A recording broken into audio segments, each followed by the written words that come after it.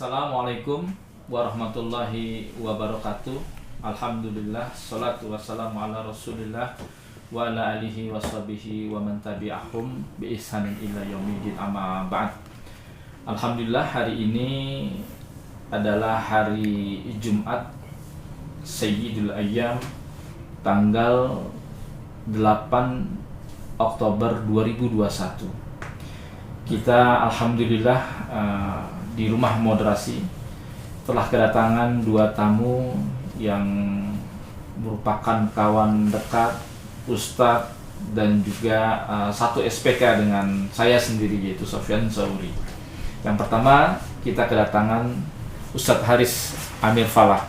Beliau merupakan mantan daripada Amir Majelis Mujahidin Jakarta, lalu Amir Jamaah Ansor Tauhid, dan kemudian juga merupakan mantan daripada Jamaah Ansor Syariah, dan sekarang menjadi agen perdamaian bersama saya dan kawan-kawan yang lainnya untuk menderadikalisasi kawan-kawan yang sehingga bisa kembali kepada NKRI. Dan kedua adalah ahlan wa sahlan kepada Ustadz Mukhtar Khairi, saya biasa memanggil Ustadz Umar. Beliau juga merupakan satu SPK juga dengan saya. Beliau ditahan selama 8 tahun, tertangkap pada bulan Februari akhir kalau tidak salah tahun 2010 pada kasus Jihad Aceh atau IDAT. Baik, ahlan wa sahlan Ustadz kepada Ustadz Haris Amir Falah dan juga kepada Ustadz Umar. Alhamdulillah telah menyempatkan diri untuk bisa hadir di bincang-bincang podcast kita. Ada beberapa yang mau kita bicarakan terkait isu dan viral selama ini, yaitu terkait apa yang dikatakan oleh Bapak Fadlizon, seorang anggota DPR Pusat yang merupakan dari fraksi Partai Gerindra, yang mengatakan sebaiknya Densus dibubarkan saja karena sudah ada BNPT. Kalimat ini sangat menarik untuk kita kaji, karena memang ada beberapa disinformasi dan juga ada miskonsepsi dan miskomunikasi, kesalahpahaman dan ketidaktahuan beliau terhadap fungsi tugas pokok daripada kepolisian dan Densus 88 dan juga terkait dengan BNPT.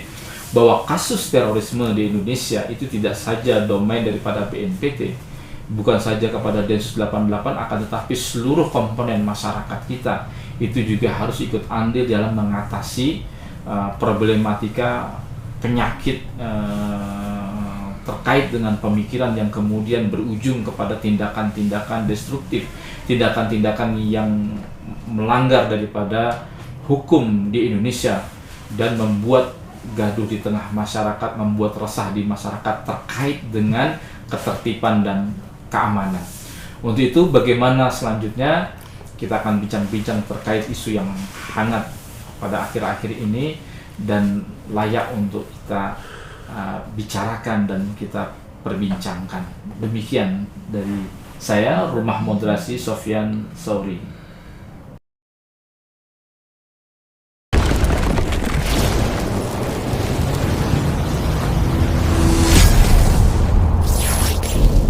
Belum lama ini, salah satu politikus Gerindra, Fadlizon, telah mengeluarkan sebuah statement bahwasanya Densus dibubarkan saja karena sudah ada BNPT.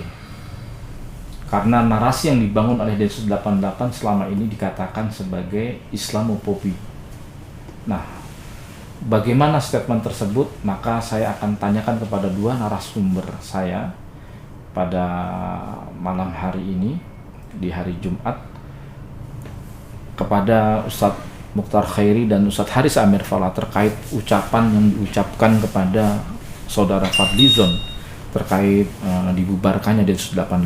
Menurut saya ini statement yang berbahaya karena tidak mengetahui tentang tugas tupoksi kepolisian itu tersebut.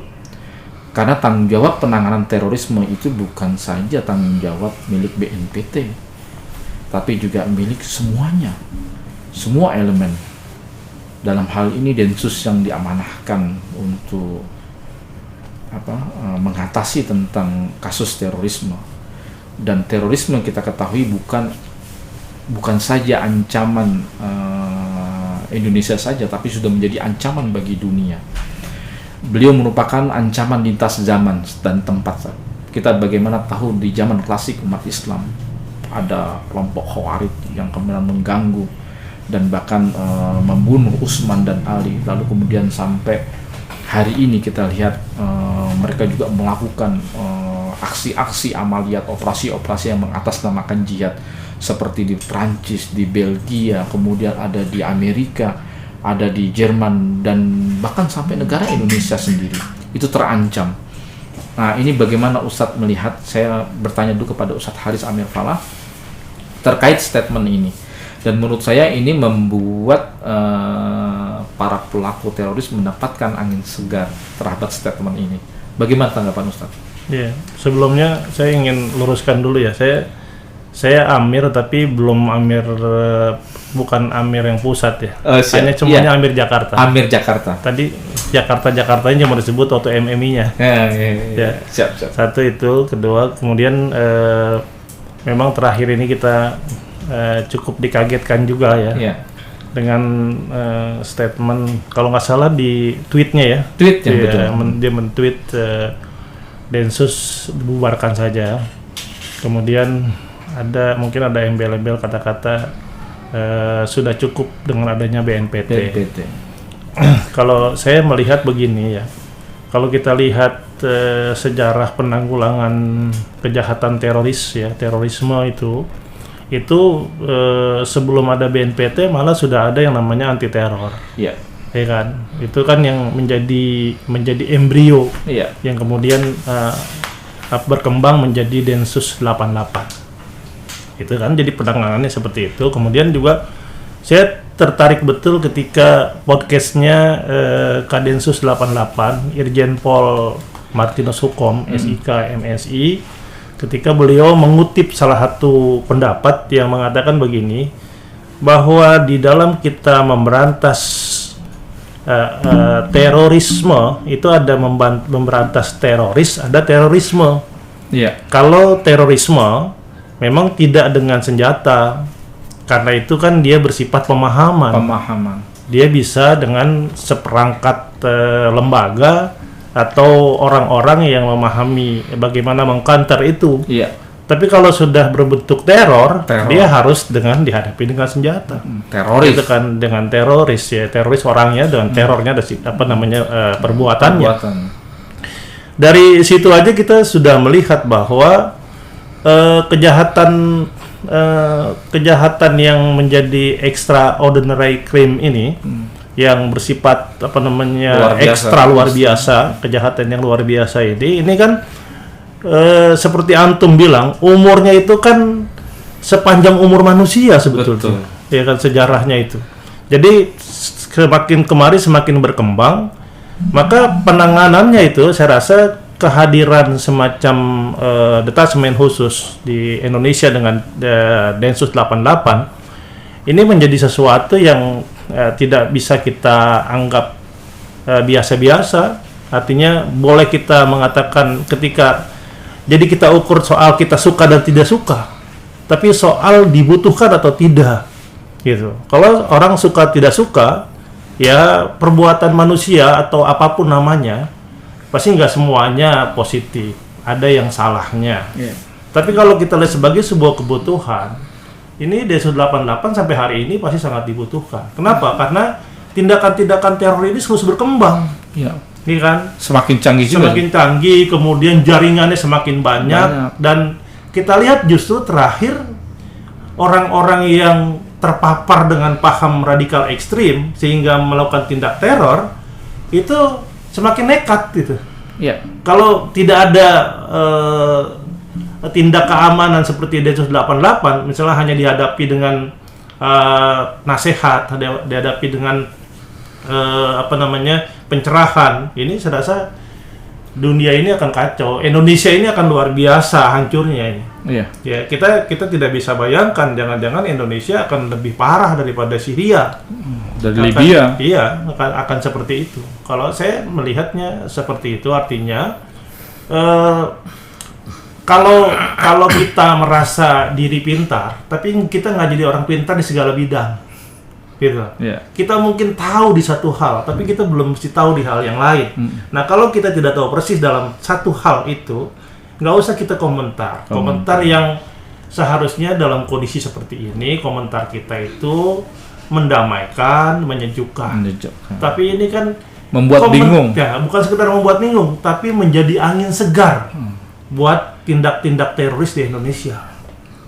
Gitu. Mereka akan semakin senang tuh saatnya. Iya, saya rasa dapat angin dia. Iya, saya rasa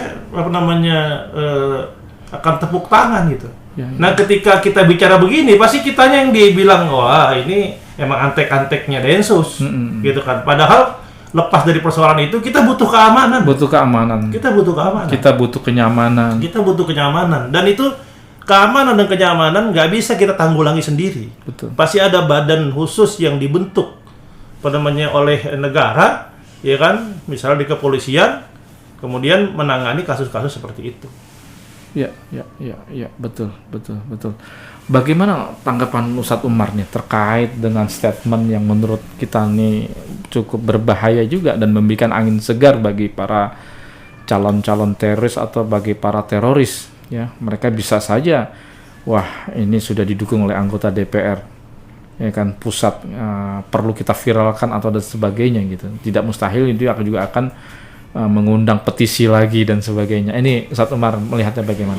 Ya, terima kasih. Ya, kalau saya melihat begini, kemungkinan besar saudara Fadlizon itu belum memahami betul tentang objek yang ditangkap oleh Densus. Ya, kalau kita lihat pada periode tahun 2012 ya. Ya. Sampai 2015, dari tahun 2015 sampai tahun 2021 itu lebih dari 1.400 orang yang ditangkap kasus tersangka terorisme. Dan mayoritas orang-orang yang ditangkap Densus itu mengaku bahwa mereka adalah Ansor Daulah. Nah, apa itu Ansor Daulah? Ansor Daulah itu sebutan bagi orang-orang yang berafiliasi dengan ISIS. Ya, artinya kalau sedikit saja Pak Fadlizon memperhatikan objek-objek yang ditangkap oleh Densus, ini saya rasa statementnya akan sebaliknya gitu, malah mendukung. Karena kita lihat maraknya aksi-aksi teror, yaitu kita lihat fatwa, setelah adanya fatwa dari pimpinan ISIS, seperti mereka itu bukan hanya memerintahkan anggotanya untuk melakukan teror dengan bom, tapi mereka menyederhanakan modus teror. Modus teror itu disederhanakan lagi. Sampai ada fatwanya itu bunyinya begini. Bunuh mereka semua dengan cara apapun. Tidak usah kalian minta nasihat, artinya tidak perlu minta pengarahan dari ustadz-ustadz setempat atau tokoh-tokoh masyarakat setempat. Kemudian dilanjutkan oleh Al-Adnani, dia katakan begini, tidak usah kalian minta nasihat dan tidak perlu kalian minta arahan pada orang lain.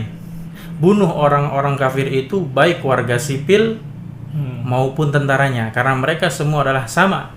Bila tak mampu membuat bom, nah ini yang menarik ini. Bila tak mampu membuat bom, pukul kepala mereka dengan batu, gorok mereka dengan pisau, tabrak mereka dengan mobil, lempar mereka dari tempat yang tinggi, cekik dan racuni mereka.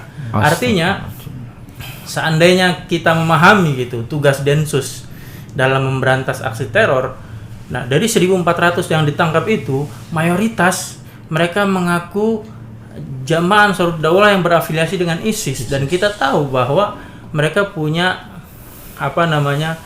konsep yang namanya baiat. Baiat.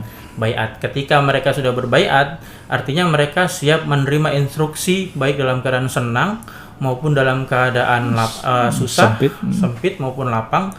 Itu semenjak adanya penyederhanaan modus teror, bukan hanya bom, mereka menggunakan pisau, Ya, kita lihat kasus-kasus seperti penusukan Pak Wiranto, Pak di Wiranto. Banten. Kemudian kita lihat lagi kasus-kasus di Makobrimob. Penggorokan. Saya mendengar informasi ini sangat sadis, ya, yang dilakukan orang-orang teror yang mengatasnamakan agama ini. Ya, seandainya Pak Fadlizon mengetahui jumlah mayoritas yang tertangkap adalah orang-orang takfiri yang kata para ulama, mayoritas ulama seluruh dunia ini seperti takfiri itu seperti penyakit kudis yang harus diberantas atau diobati gitu. Kalau perlu diamputasi kan seperti itu. Kemungkinan statement-statement Pak Fadlizon itu tidak akan muncul. Kalau kita mempelajari lebih dalam lagi. Seperti itu. Sepertinya beliau tidak mengetahui persoalan sesungguhnya. Jadi statement yang dikeluarkan oleh dia cenderung mencari panggung. Karena kalau ini kemudian ditangkap dan kemudian bukan diakomodir, bahkan ini akan mengancam keamanan nasional, terutama di Indonesia. Kita tidak akan pernah bisa mengatasi persoalan-persoalan ini. Karena kita bukan tidak mau membenturkan antara BNPT dengan Densus 88, tentu mereka masing-masing punya garapan dan punya tupoksi masing-masing gitu. Akan tetapi tugas Densus 88 itu terkait dengan surveillance, terkait dengan intelijen dan sebagainya. Orang yang ditangkap oleh Densus 88 itu bukan serta-merta tidak mempunyai main asal tangkap gitu. Kemudian sampai berkembang ada semacam dijadikan sebagai komoditas, dijadikan sebagai sebuah narasi Islamofobi. Ini menjawab narasi yang ngawur seperti ini bagaimana Ustaz Haris Amir Falah nih? Saya kok nggak nyambung itu, kok Islamofobi gitu, nggak ada urusan. Bahkan kita yang sudah deradikalisasi oleh Densus 88, Densus 88 tidak pernah menyinggung tentang akar ideologi paham kita. Dia cuma mengatakan Anda telah melanggar hukum. Kami penegakkan hukum. Bahkan semua kasus terorisme itu bisa dibuktikan di pengadilan, Ustaz. Di negara-negara kayak di Amerika, di Guantanamo kemarin Hambali 15 tahun, dia baru mau sidang. Di kita nggak sampai setahun di sidang, bahkan wartawan siapapun bisa melihatnya, mengecek kasus-kasus terorisme itu terbuka gitu. Dan kita tidak melihat selama kita ditangkap itu nggak ada dia menghina nabi kita, menghina agama kita. Yang dia fokus adalah kepada perbuatan yang melanggar hukum. Ini menjawab statement bahwa ada narasi Islamofobi lalu dijadikan komoditas. Bagaimana Ustaz melihatnya? Iya, narasi fobia terhadap narasi fobia ini yang disebut-sebut ya oleh Pak Fadlizon ya. Dari tindakan-tindakan Densus 88 ini sebetulnya kata-kata ini sebetulnya aslinya ya. Itu kata-katanya kata aslinya adalah kata-kata teror, orang teroris. Iya. Ya kan? Tapi ini malah diucapkan dulu saya pertama kali waktu sebelum saya ditangkap. Kemudian ketika saya ditangkap, saya bilang ini Densus lagi memerangi Islam. Gitu, Ustaz? Iya, itu kan artinya memerangi mujahidin. Tapi setelah proses kita melalui proses dari mulai ditangkap ya, kemudian dari mulai tersangka dari mulai terduga, kemudian sampai TSK tersangka, diadili dan sebagainya. Saya rasa orang semacam Fadlizon itu ngertilah hukum.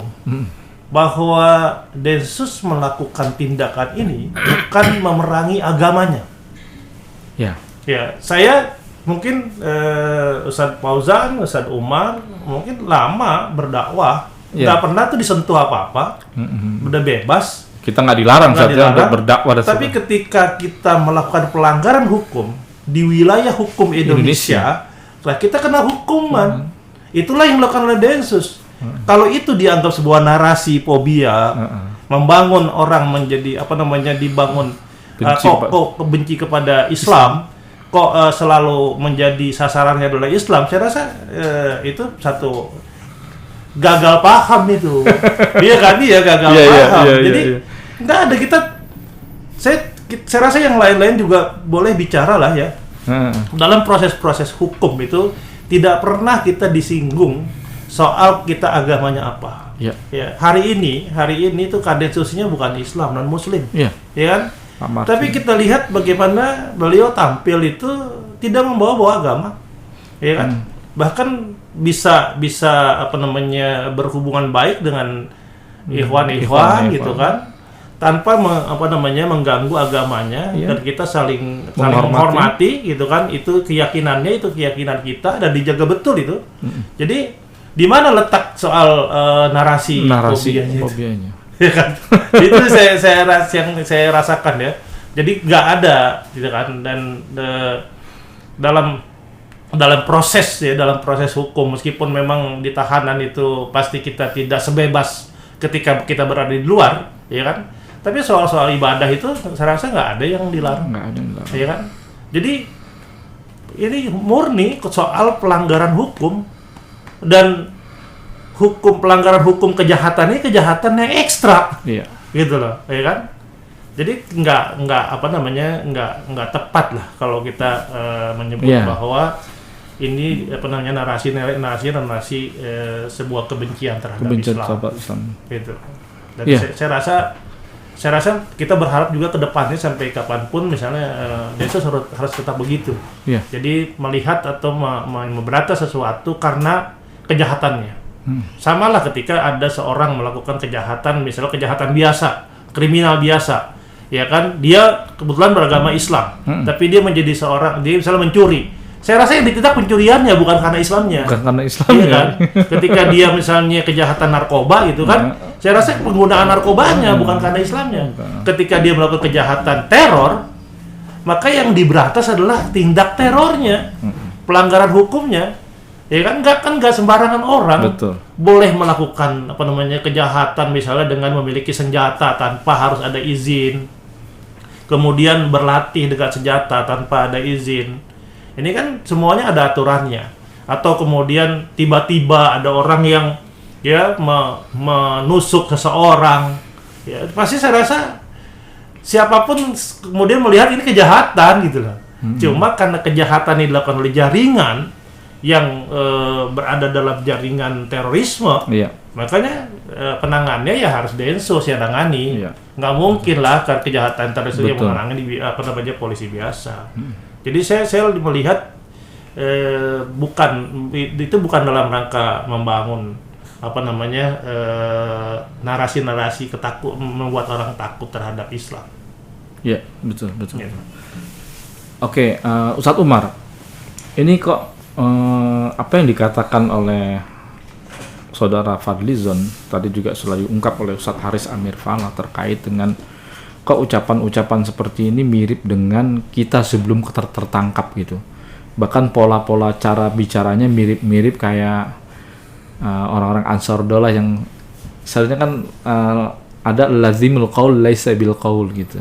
Yeah. Konsekuensi ucapan itu bukan berarti pemilik ucapan tersebut gitu. Artinya begini, ketika Densus 88 menangkapi para teroris yang notabene memang semangatnya ingin membela Islam dan kebetulan agamanya juga agama Islam, lalu tiba-tiba kok dikonsekuensikan berarti memerangi Islam, padahal nggak ada dalil khusus bahwa mereka ditunjuk oleh Tuhan, oleh Allah Subhanahu Wa Taala bahwa mereka adalah wakil Tuhan.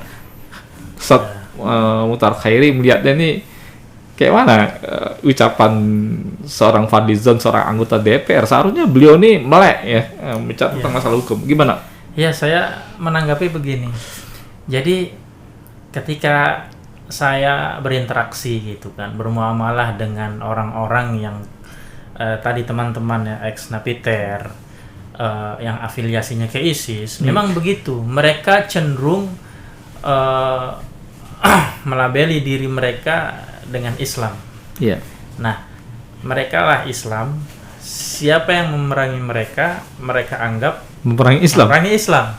Nah, ini rada-rada mirip nih dengan perkataan Fadlizon seperti itu. Nah, cuma saya ingin memberikan penguatan lagi tentang apa yang tadi disampaikan Ustadz Haris, bahwa saya mendengar ya Pak Kadensus, Pak Martinus Hukum itu pernah mengatakan kepada beberapa ikhwan bahwa beliau bilang begini, kami tidak memaksa antum itu untuk NKRI.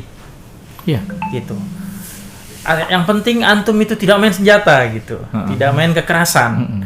Ya kalau antum terserah itu keyakinan antum, kita tidak paksa gitu kan. Tapi kalau antum main senjata ya pasti sudah berhadapan dengan kami. Artinya apa yang disampaikan Ustaz Aris itu betul. Jadi ketika seseorang melakukan pelanggaran hukum dengan latar belakang agama apapun, ya, atau latar belakang budaya dan apapun lah gitu kan, itu jelas yang mengambil tindakan pasti aparat keamanan. Dalam hal ini kalau berkaitan dengan terorisme pastilah Densus. Seperti itu. Nah, kita juga lihat bahwa waktu kita di Cipinang itu ada juga orang Kristen kasus terorisme.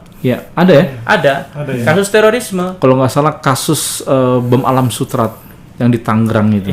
Terus kedua ada guru agama Kristen karena dia ada masalah dengan sekolahan, diancam lah itu. Ada juga pedagang asongan Kristen gitu kan.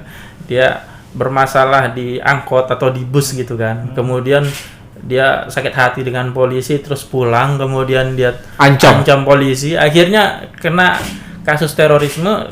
Agamanya Kristen, memang dipisah di sana di lapas supaya untuk tapi kasus-kasusnya terorisme. Kasus terorisme tidak terekspos juga ya.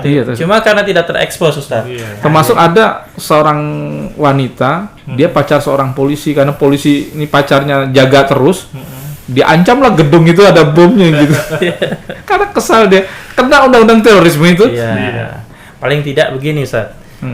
Kalau sedikit saja Pak Fadlizon sebelum memberikan statement menggali lagi tentang tugas Densus gitu kan, secara mendetail tuh sepertinya tidak akan ada statement-statement yang membuat sebagian pihak tidak nyaman. Kayaknya perlu diajak ngopi itu.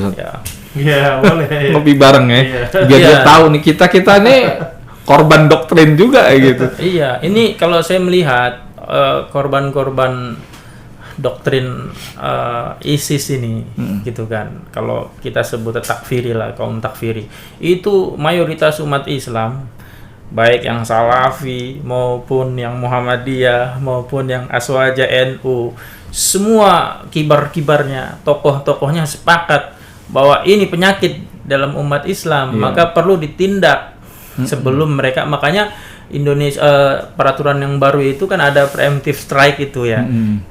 Kalau sudah terindikasi walaupun belum beraksi sudah bisa ditangkap. Kenapa? Masa menunggu berbuat dulu kemudian darah tertumpah baru sibuk. Nah, ini saya rasa begitu ya. Baik pemirsa, season berikutnya saya akan lanjutkan dan tunggu kita break untuk season berikutnya.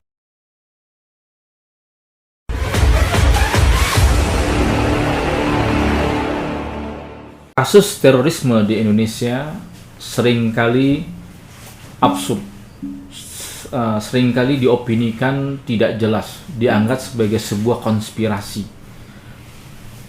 Ada yang menuduh bahwa kasus-kasus terorisme sering dijadikan sebagai sebuah komoditas. Anggapan tersebut bisa benar dan bisa salah, tetapi yang ingin saya tegaskan adalah bahwa kasus-kasus terorisme di Indonesia adalah fakta dan persidangannya itu digelar secara terbuka di beberapa pengadilan negeri di Jakarta. Nah, untuk itu bagaimana kasus-kasus terorisme ini di Indonesia benar atau tidak, dikarenakan memang Densus 88, Mabes Polri dan sebagainya minim di dalam publikasi karena terkait dengan informasi, terkait dengan data intelijen, terkait dengan surveillance, terkait juga banyaknya kasus-kasus kejahatan ini yang juga memakai teknologi tinggi dan sebagainya, sehingga ketika ini diungkapkan ke ranah-ranah publik itu akan sama juga membuka data daripada intelijen itu sendiri. Inilah yang kemudian menjadi biang di mana kasus-kasus terorisme dianggap sebagai kasus-kasus yang dianggap sebagai komoditas, sebagai sebuah konspirasi. Nah, terkait masalah ini Ustaz, menjawab mungkin apa yang dilakukan atau apa yang dikatakan oleh saudara daripada Fadlizon, itu juga hampir mirip juga dikatakan oleh beberapa para petinggi yang mengatakan para petinggi, para tokoh masyarakat bahwa kasus terorisme ini adalah hanya konspirasi dan lain sebagainya. Padahal kita lihat bahwa ini adalah pemikiran yang destruktif yang mengancam segala zaman dan tempat. Dan kita bisa lihat bagaimana kasus-kasus terorisme di Indonesia juga sebetulnya lebih fair. Fair dalam arti dia digelar secara terbuka dan masyarakat bisa mengaksesnya. Wartawan juga sering memberitakan di sidang-sidang dan terlihat sekali motivasi keinginan daripada para pelaku terorisme. Melihat fenomena ini Ustadz, bagaimana tanggapan Ustadz terkait dengan tuduhan oleh banyak orang, ya terutama dari tokoh-tokoh, saya tidak sebutkan namanya, tetapi menganggap bahwa ini adalah konspirasi belaka, bualan, dan kemudian sering dijadikan sebagai sebuah komoditas yang menguntungkan pihak-pihak tertentu. Tanggapan Ustadz bagaimana? Ya, kita tahu bahwa terorisme itu kan puncak dari sebuah proses. Ya. Ya, prosesnya itu kan bagaimana orang katakanlah didoktrin, ya. Artinya ada doktrin, ada doktrinernya, ada yang mendoktrin. Kemudian ada madahnya, ada materinya gitu kan. Itu tidak serta-merta orang kemudian menjadi seorang teroris gitu. Sebelum melalui prosesnya, misalnya orang dari mulai bersikap intoleransi gitu kan, lalu kemudian radikal gitu kan, sampailah pada tindakan teroris. Nah, ini membentuk sikap-sikap seperti ini memang ada organisasinya. Ada organisasinya, ada aturannya, ada orang yang mengorganisir gitu kan. Itu berjalan alamiah. Dari itu menjadi sebuah program yang step by stepnya dilakukan gitu. Jadi kalau misalnya pada titik tertentu kemudian terjadi satu aksi, ya, aksi teror gitu kan, ini dianggap sebuah rekayasa. Saya pikir sebetulnya menghina para teroris itu. Kayaknya kayak teroris ini robot semua, orang-orang yang gampang diatur. Betul. Padahal mereka alamiah. Betul. Saya masuk ke dunia dari radikal itu, saya kemudian masuk ke kena teroris itu. Itu dari tahun 83. Wah, ya kan? Iya, saya lihat terus dibina gitu kan, tidak sebentar. Baru dalam hitungan 6 bulan mulai dimasukkan pada kajian khusus. Kemudian pada hitungan sekitar 1 tahun dengan penilaian yang dianggap nilai kita ini sudah mumtaz lah, gitu ya. Sudah, kemudian barulah kita direkrut dan dibaiat menjadi anggota itu. Di situ sudah ada program-program yang jelas gitu semuanya. Kalaulah kemudian misalnya bersamaan atau punya irisan dengan misalnya orang katakanlah operasi intelijen lah, apalah namanya, itu urusan lain. Tapi bahwa ini adalah betul-betul murni karena memang diprogram dan memang punya goyahnya, punya tujuan. Bagaimana kalau belum bisa mencapai jihad tamkin itu ya, sampai pada tingkat tegaknya, ya bikin kacau aja dulu. Bikin aja kacau dulu jangan kita mampu.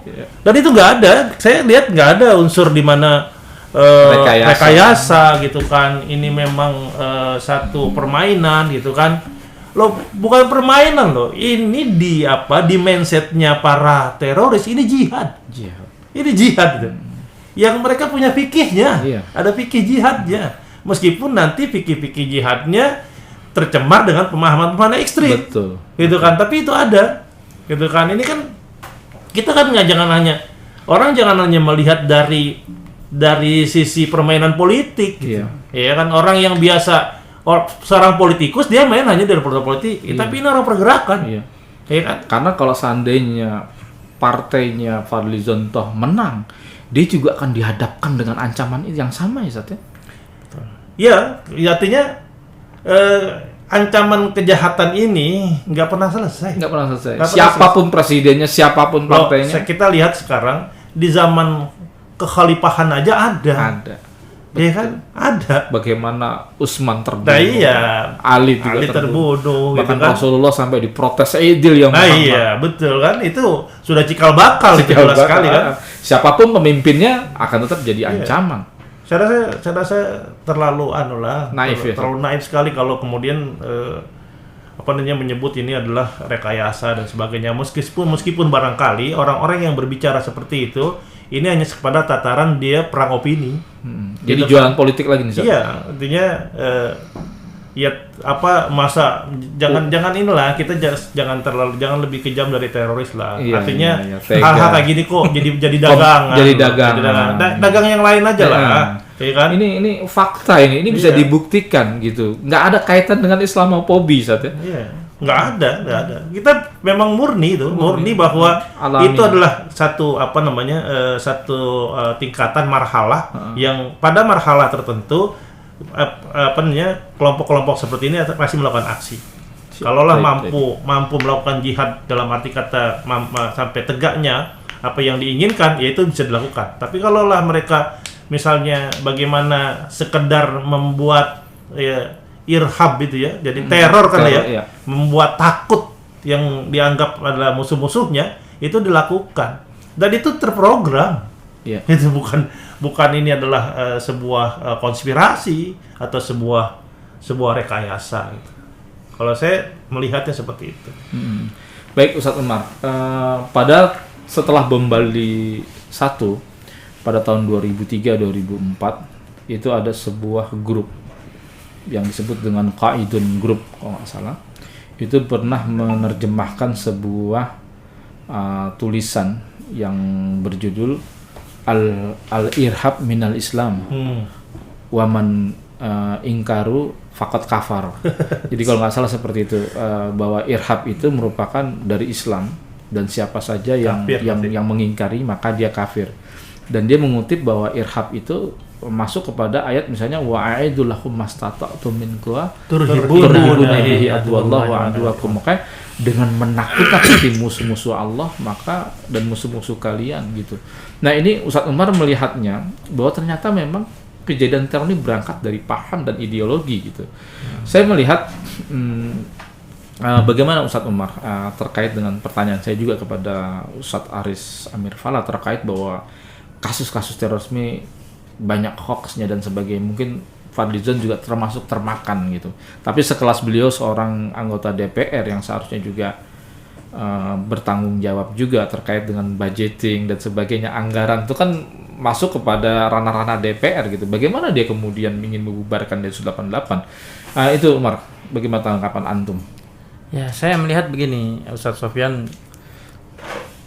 Kalau kita mau tahu apa itu teroris, belum lama ini kan kita di bulan Maret ya, peledakan di gereja katedral itu ya. Si Lukman. Nah, itu kan pelakunya itu sepasang suami istri itu. Iya, si Lukman. Bahkan yang lebih mengerikan lagi, sang istri membawa janinnya usia 4 bulan. Artinya kalau dalam pandangan Islam udah ada nyawanya tuh. Usia 4 bulan itu sudah dititipkan ruh. Iya. Nah, kalau kita lihat tadi berbicara tentang konspirasi gitu kan. Masuk akal nggak ya seorang ibu bawa janinnya gitu kan untuk meledakkan diri ya dengan nama atau dengan dalih nama jihad atau perjuangan Islam seperti itu. Ini menurut saya jauh lah. Nah, mengorbankan nyawa keluarga gitu kan, dan tindakan seperti ini itu juga bukan hal yang baru. Sebelumnya di Surabaya satu unit keluarga keluarga Dita, keluarga Dita itu kan, ibunya dengan anaknya yang anaknya belum genap usia 10 tahun yang perempuan yang 9 tahun itu. Terus yang anak yang sudah agak dewasa yang laki membawa meledakkan di gereja, yang satunya lagi ayahnya juga seperti itu. Artinya masyarakat juga perlu tahu bahwa pemahaman teroris ini sangat berbahaya, dan saya rasa kalau kita mau melihat fakta di lapangan ya berinteраksilah dengan para para pemainnya gitu kan. Jadi para praktisinya Fadlizon harus ngopinya ya kayaknya jauhan dikit ya. Ngopi bareng kami nih, bareng kita gitu. Biar dia tahu fakta ya. Wah, ini nggak main-main ini. Seperti itu. Terus juga terkait dengan tadi Ustaz statement tentang Islam itu adalah irhab. Ya. Saya mendengar juga itu kutipan itu dari salah seorang ulama gitu kan. Mungkin mereka mendasarkan pendapatnya itu dengan ulama tersebut dengan dengan dalil ayat tadi turhibu nabi atau akum. Tapi kan kita tahu di dunia Islam ini ulama banyak gitu betul. Kan. Artinya apa? Kalau kita perhatikan dari sekian banyak ayat-ayat Al-Qur'an 30 juz itu mayoritas ayatnya tentang rahmah, tentang rahmat, kasih sayang. Adapun tentang perang itu hanya sekian persen saja. Pertama yang pertama seperti itu. Yang kedua, Rasulullah SAW itu juga diutus oleh Allah sebagai rahmatan lil alamin gitu kan, rahmatan lil alamin. Dan ini terbukti ketika Ali bin Abi Thalib ingin memberikan nama anaknya itu Al-Harb. Beliau melarang, jangan Al-Harb, kasih namanya Hasan gitu, yang baik-baik gitu kan, yang jangan yang berbau dengan kekerasan, dengan peperangan seperti itu. Nah, kalau kita menghadapi orang-orang, dan perlu kita tahu bahwa teroris ini adalah satu komunitas, satu kelompok yang memiliki atau yang menganut ideologi atau paham ekstremisme. Dan sikap-sikap ekstrim itu dalam hal apapun dilarang dalam agama. Seperti itu. Bahkan kemungkinan juga dosanya lebih besar. Kalau orang melakukan kriminal gitu kan, melakukan kriminal atas dasar kriminal ya dosa. Tapi kalau orang melakukan kriminal atas nama Allah dan Rasulnya, atas nama khilafah dan daulah, wah ini saya rasa dosanya lebih double lagi. Seperti itu kan. Nah, yang kita melihat di lapangan itu, teman-teman yang masih terlibat dengan kasus terorisme itu mereka tidak dekat dengan ulama, dengan para pembimbing, sehingga mereka, mohon maaf bahasa kasarnya, awur-awuran ya. Awur-awuran, tidak terorganisir, ya cenderung liar. Dan inilah yang diprediksi oleh Nabi akan muncul satu kaum sufhaul ahlam wa hudatsaul asnan, yaitu anak-anak muda yang akalnya pendek, ilmunya itu masih dangkal, kemudian dia berbicara masalah-masalah umat. Akhirnya bukan perbaikan yang mereka lakukan, tapi kehancuran, pengerusakan. Makanya ini sangat dibenci oleh Allah Subhanahu wa taala. Orang yang berbuat kerusakan di muka bumi itu jelas hukumannya kita tahu sendiri dalam Islam seperti apa. Itu, Pak. Baik, pemirsa yang dirahmati oleh Allah Subhanahu wa taala, demikian bincang-bincang saya dengan Ustadz Haris Amir Falah dan juga Ustadz Mukhtar Khairi atau Ustadz Umar terkait dengan statement tanggapan yang beliau tweet di sebuah Twitter, mengatakan bahwa sebaiknya Densus dibubarkan saja dan sudah ada BNPT. Mudah-mudahan bincang kita kali ini membawa inspirasi bagi kita, memberikan banyak pelajaran kepada kita bahwa betapa pentingnya kita meluruskan sebuah informasi sebagai penyiimbangan, sebagai sebuah edukasi kepada masyarakat kita. Demikian bincang-bincang kami di Rumah Moderasi Sofyan Sauri Channel. Demikian, kurang lebihnya mohon maaf. Billahi taufik wal hidayah. Wassalamualaikum warahmatullahi wabarakatuh. Waalaikumsalam. Jazakumullah khair.